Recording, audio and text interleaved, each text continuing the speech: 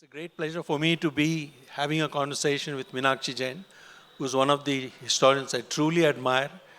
She has had a phenomenal output in the last 10 years. I barely knew her 7 or 8 years ago, but the work she's done is very simple. It's based on original sources. It is matter of fact without trying to color it with all kinds of ideology. So she's just one of the most honest historians I've ever met.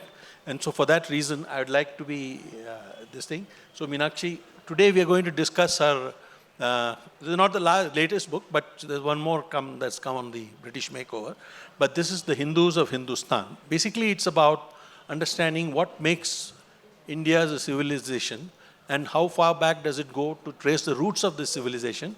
So basically, so Meenakshi, what was the original provocation for writing this book? Good afternoon, everyone. Yeah. Is it working? Yeah. Now? Okay. Good afternoon, everyone. Thank you for being here. Good afternoon, Jaggi. Why I wrote this book, The Hindus of Hindustan? Actually, I wrote it for the general reader and not for a hardcore academic. The reason why I wrote it was that I felt that recent discoveries in archaeology and recent discoveries in epigraphy and recent writings on Indian history should be popularized and made available to people who are not professional historians. This has been a journey of discovery for me. You know, I have been an academic and I was aware of the tremendous distortions, willful or unwillful, that found their way in history writing and which were actually contradicted by the evidence on the ground. You would all know that one bias against Indian civilization or Hindu civilization is that it is anti-feminine. There are many other biases which I will take up gradually. Now it came as a surprising discovery for me that the earliest archaeological evidence that we have, which contradicts and challenges this view, is from Madhya Pradesh. There is a district, Sanghor district, and there archaeologists found in situ means in the place it was originally placed. They found a rubble platform, and in that rubble platform, at the center of it, they found a unique colored stone. And archaeologists in India and all over the world were unanimous that this was a representation and worship of Mai. Mai means mother goddess.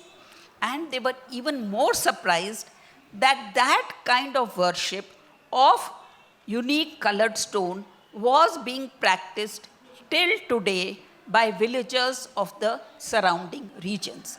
So, you know, when we are told that our civilization, I don't have any hesitation in calling it our civilization because I identify with the culture and the heritage that I have been proud to claim as my own. So this evidence of the worship of mother going back 9,000 years and 2,000 now, 11,000 years, a continuity of worship is something that I felt we should really know about. The second point was, so first is the antiquity of our culture and civilization, which we can trace back 11,000 years. You know, we think that our history begins with the Indus Valley civilization. It actually begins very many centuries before that. Apart from this continuity, we have the evidence of worship of Shiva from the Indus Valley. Now, the seals that were found of Shiva were, many academics, they objected to being called Proto-Shiva.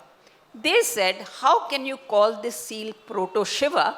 Because you do not know the name by which this deity was called in the Indus Valley times. Sure enough, because the script has not yet been deciphered, or at least until recently has not been deciphered, so I cannot say whether it was called Shiva at that time. But to answer that, you see, history has a way of uncovering uncanny truths. So 3 Shivlings in situ. Again, in situ means in the place where they were placed at the time of the Indus Valley. So 3 in situ Shivlings have been found. So what do you call the Shivling? You understand? So this is continuity of our civilization. And then the continuity of all sections of society. I've given you the example of the female worship, but from, if I can continue, but you know, we have Mathura. Mathura is famous as the place where the image worship or images were first made. Now in Mathura, we found a series of slabs called ayag pattas. These slabs were half the size of your mobile phone. So these ayag pattas had some sacred symbol on them and they were worshipped. Surprisingly, the ayag pattas have the names of the donors. 99% of the ayag pattas found at Mathura had female donors. So, you know, we have to make a, because, you know, all this history that we have been taught has been so ingrained in us that it requires a Herculean effort to sweep away all this and look at the evidence and let the evidence speak for itself. And we talk about all sections of society being included in that. The first image that we have of Saraswati, the goddess of learning, is from Mathura. The head is no longer there, the arms are chopped off, but there is an inscription at the base of that image. And that inscription records that it has been donated by a metal worker. A metal worker is not somebody at the top rungs of our society. He's an ordinary person, and you know, he is showing devotion and donating an image of Saraswati, the mother goddess. So these are facets of our past which I wanted to bring before the younger generation who may not be students of history, but they should be aware of certain important dimensions of our past.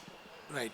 Meenakshi, the distinguishing feature, one more of this, you talked about how certain artifacts from the past and all continue even to this day. Yeah. The other distinguishing feature which you also mentioned in your book is a common veneration of the land. Yes. And also it's come from a very ancient times. Yes. So that is one aspect. The other thing you also mentioned, which you just briefly alluded to, was that this was not a religion handed down top down. There is no founder, there was no sense saying, okay, you have to follow this, you have to follow that. It is something built ground up, right? Can you just expand on these two things over the next 2-3 minutes? This is actually the crux of the argument, and thank you for asking this question. You know, we have been taught to view Indian history and Indian civilization as something that was imposed on us from top and filtered down. So there was this class, intellectual class or priestly class, who defined the features of Hindu civilization, and they ensured that everyone follows that. But actually the evidence on the ground supports an totally opposite view. Now, I'll just give you, of course, Jaggi ji has mentioned, but I'll just give you, we've all heard of Dharma Shastras. This is something that may be new to you people. Dharma Shastras, we assume, are the laws that are inscribed in the Dharma Shastras, written or created by Brahmins, and they are the mandatory rules that every section of society has to follow. But actually, the Dharma Shastras were not that. The Dharma Shastras were actually a record of the customs that every community followed. There was no dharma, there was no law that was uniform for everyone. The king had to honor the jati dharma, the kul dharma, the desh dharma, and the dharma of particular caste like guilds, etc. So, when we misinterpret the Dharma Shastras as an attempt by the intellectual class to impose a uniform law on all sections of society, that is totally incorrect. The correct interpretation of law will be that custom was the law in India. Whatever was your custom, you were entitled to obey that, follow that, and the Kautilya's Dharma Shastra clearly tells the king that when you conquer a territory, do not impose any laws from outside. Adhere to and follow the laws of that region. So, this view of India that really deserves to be recognized is that why is it that Indian civilization has stood the test of time? Because it was not something that was imposed from above. If it was imposed from above, it would have cracked long ago. It has withstood centuries of foreign onslaughts. It has withstood that because it was a bottom-up approach and to which every section of society contributed.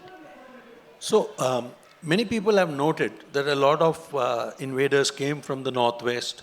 I mean, and it is not something that happened recently. It has been, you have the Huns, you have the Parthians, Scythians, Kushans, all kinds of fellows who came here and they ruled here, right? But you said that the land conquered the inconquerors and that the culture was not built by anything that they imposed on us. In fact, they became us, right, in some ways. So Yes. can you explain this? How did this process of assimilation of invading forces who did not try to impose their own views on the population, but rather became a part of the population's thought process? Thank you. Before the 7th century, Common Era, India had witnessed a series of foreign invasions and foreign rule. We have the Indo-Greeks, we have the Parthians, we have the Shakas, Kushans, Huns, to name some of them. But what was unique about all these foreign invasions and dynasties that ruled over substantial parts of northwestern India up till Gujarat and Rajasthan, there is no evidence of any of these dynasties imposing either their belief systems or customs on any section of the society anywhere that they ruled. In fact, they wholly assimilated themselves to the ethos of this land.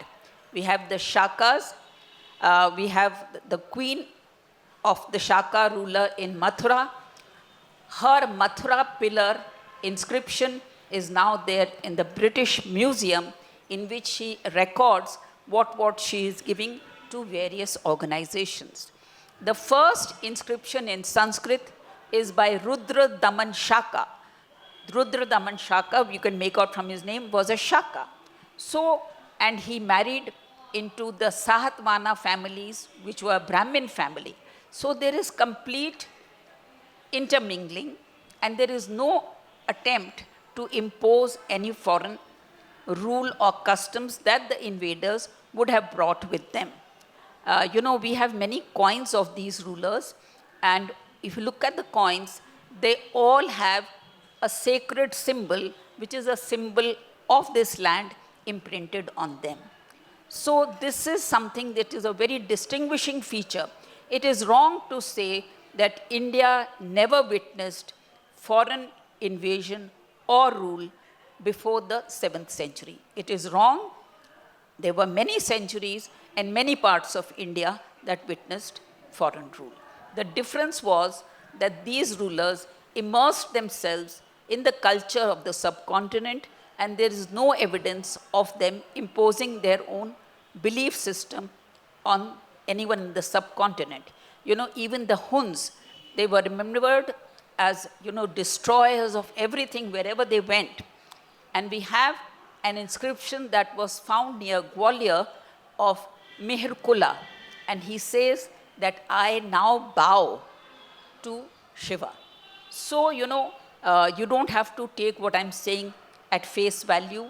All this evidence you can check for yourself on the internet, because it's important that the reader also does a little bit of, homework, because that will convince you of the validity of the argument that the speaker or the writer is making, and you're also free to draw your own conclusions from that. Yeah, yeah. Yeah, I'm reminded of a line from Octavio Paz's book on India, where he said Islam came to India fully formed, and the two civilizations stared at each other in mutual incomprehension. Okay, so somewhere around the 8th century, when some of these invasions happened, something changed in the way the rulers looked at the ruled. Can you explain one of that? What exactly was the problem with this invasion as opposed to the earlier ones? As you said, the rulers, the invaders who came in the medieval period, they came with a fully developed belief system. That belief system not only included points of faith, but it included a language, a script, a form of architecture, a form of dress, a form of everything. So it was a completely developed system. The point was that when it came to India, it confronted another equally well-developed system, which had an antiquity which went back many millennia. Now, the problem was that the group that came from outside India, they were very, very keen to maintain their separate identity and cultural markers. So the entire medieval period is a period when attempts are made to retain the identity of the invader and to retain all the cultural markers. So I'll just give you a few examples. For example, for the entire Sultanate period, the ruling class consisted mainly of people who were from outside India. They were the Turks, then later the Afghans under the Sayyids and Lodhis. There was hardly any representation of any group within India. The second was the forms of taxation. The forms of taxation were that, the land revenue taxation has to be 50% of the produce, and in addition to that, the peasant has to pay a gharai, that is a tax on your house, charai, that is tax on grazing your cattle, among the many other taxes. So the sum and substance was that the peasant had to part with almost the bulk of his produce. In the ancient system, the rulers were advised that you have to tax the peasant as a bee extracts honey from a flower.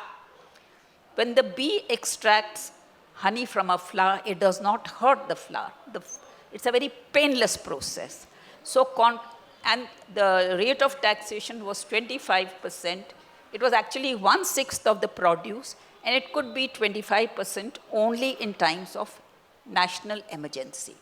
Whereas the rate of taxation, Khalisa, was 50%, and on top of that, so many other taxes. Now, this is something that I would like you people to check. There are so many foreign travelers who came to India in the medieval period because Vasco da Gama had reopened this route to India. So many travelers came to India, and they have written accounts of their impressions of India. Those accounts are available, and all of them talk about the flight of peasants from the land because they could not afford to meet this high revenue demand. So this is another aspect which needs to be investigated. This is not there in the earlier period. Then language. Islam had a reputation of creating a Muslim language out of a non-Muslim language. So this was a process that continued even in India. In India, the naturally evolving language was Hindavi. The problem with Hindavi was that it had a large number of Sanskrit words. So in the 18th century, when political power of the state, of the medieval state declined, the intelligentsia was very keen to maintain its separate identity. So it said, we must have our own language because Persian we cannot, the power of the state cannot maintain Persian. So we will have a new language. It will be Hindavi, but we will remove all Sanskrit words and replace them with Arabic and Persian words. So that is the genesis of the Urdu language. There are a hell of a lot of questions, but at this point, since we may be running out of time, I'd like to throw open the questions, the audience for questions. Please keep your questions short and don't give us a lecture, but give us a short question on what you want to ask Meenakshi. She'll be happy to answer. Yeah, please. Hi, ma'am. My name is Abhimanyu, and I heard that you were talking about India being a continuous civilization from the time of Indus Valley and even prior to that. But I do not see any, I mean, there's when you talk to Western historians and you watch their podcast or anything, or read their books, they often say that from 1500 BC to 500 BC, there's no proof of what happened here. So they fill in that gap with the Aryan invasion, migration, or and now we are calling it Vedic civilization. But do we have any archaeological evidence for that to begin with? Because that is a period of Mahabharata as well as Ramayana. And because I don't see anywhere any evidences. And now that you are saying that there were shivlings found in Indus Valley civilization, Harappan civilization. So would the government of India concede that it's a continuous civilization? Indus Valley is just another form of Vedic civilization. You can't answer for the government of India, but the broader question you can answer. Yeah, as you said, I cannot answer for the government of India, but your question is very interesting and very valid. Now you talked about the Indus civilization, and among the important finds in the Indus civilization were two statues. One has been described as the priest king. Now we call it the priest king. Obviously, we cannot be sure that it is a priest king, but it is a person of some eminence. What is the distinguishing feature of this image? It is a person in a yogic meditation posture, we assume, because the eyes are half closed. And it has a cloak. It has a particular headdress. And it has a cloak which is draped around his left shoulder. Now, after the Indus civilization, as you said, there is no evidence for about 1,000 years. So for 1,000 years, we really have no concrete evidence of what happens to this civilization. And after 1,000 years, we have the first evidence from Mathura and Gandhar. Mathura and Gandhar were actually, it's very, very important what was found over there. Image building. Murtis, first evidence after the Indus civilization is from Mathura and Gandhar. And the first evidence that we have, the first murti that we have of Buddha from Mathura is called the Isapur Buddha, because Isapur is the name of a village where this particular image was found. This is the first surviving inscription image of Buddha. And the astounding thing is that Buddha's cloak is draped in the same manner as the priest king of Indus Valley. So this is really, how did they keep memory of that for 1,000 years? We have no evidence. Yeah. Then one more thing. Okay, shall I stop? No, we need some other questions. Okay, I'll take this up after. Yeah. Sorry, next question. Yes. Hi, my name is Leo. So you have been awarded Padma Shri. If you want to give the award Padma Shri to some other historian, who would be? I will give it to a budding historian like you. Thank you. And a painting inspired by you, ma'am. Thank you. Anybody else? Though you are talking for more than 20 minutes, you didn't use the word Hindu anywhere. Yeah, I am Priyadarshan. yeah, So similarly, if you go to the ancient text, you don't see the word Hindu anywhere. yes. And what do you think? When did we start using the word Hindu? Or who are the ones to start to use the word, that word? See, there's a long history to this. I just want to say as a shorthand, to cover that dimension, I've used the word Hindu, which I've explained in my book. Not a religious context. It's not a religious context, it's a civilizational context. The civilization of this land. This is Anand here. Question is about food, continuity of civilization in food. Because there must be something, because there's so much invasion of all the foreign potato and tomato and all of that, right? So how do we establish through food continuity of civilization? I'm sorry that I have not studied that. That has not been my area. Sorry. Yeah, yes.